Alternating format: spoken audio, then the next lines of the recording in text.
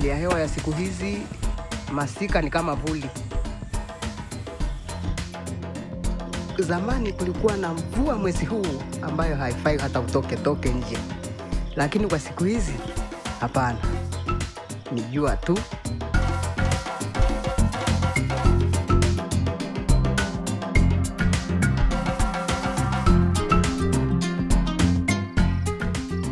For decades, along the flanks of Kilimanjaro, families have flowed from the Vudee Highlands and Bangalala Midlands to the Ruvu-Mferejini River Valley as one way to cope in times of drought and hunger. As in any family, the decision to move is rarely an easy one.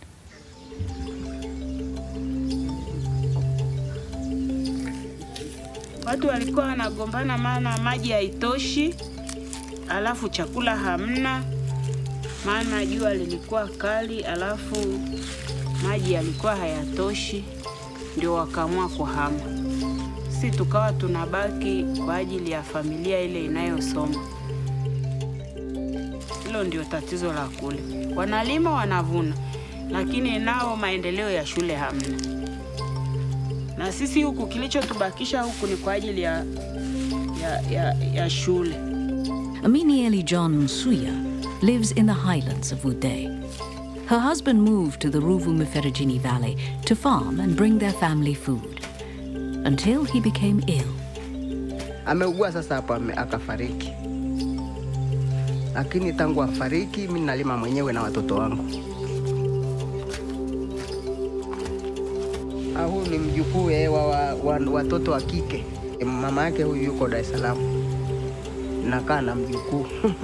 Ili nimpate wa kunichotea maji. Many families who moved to the river valley were able to avoid hunger and build better lives. But now, living in Ruvu-Mferejini has its own risks, with more frequent droughts, irregular irrigation from dams, and unpredictable rainfall patterns. Mimi nikitoka mlimani, nilifuata maji kwenye ile bonde la Ruvu. Na tayari haya maji nao tena yametoroka, yameshakauka, yamekuwa madogo. Na huyu tayari ameshaanza kusogea tena pale nilipokuwa nimetegemea amepakimbia tena. Anaanza kusogea mbele tena. Mimea haikui na dumaa. Unakuta mmea unakuwa uko kufika kiwango cha juu kidogo, unadhofika, unafia hapo kwa hauendelei tena.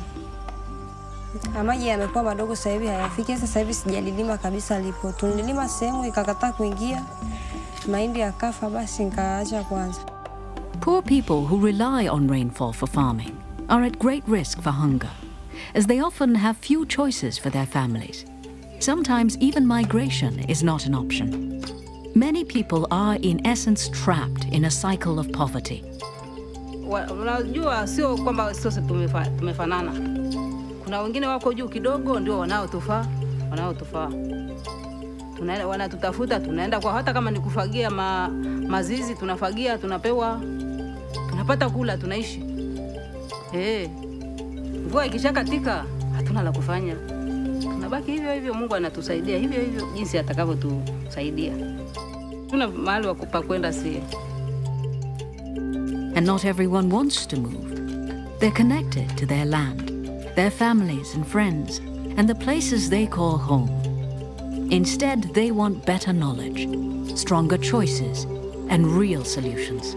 Solutions that build on their skills and strengths, and ensure food security for their families, no matter how or where the rain falls.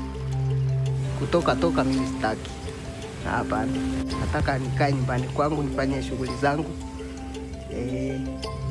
Sasa ukiona hivyo vigimbi hapa, kama utahama mwezi huu ukija yamepotea. Hayo anataka kupaliliwa kila mwezi kwa sababu kuna maji.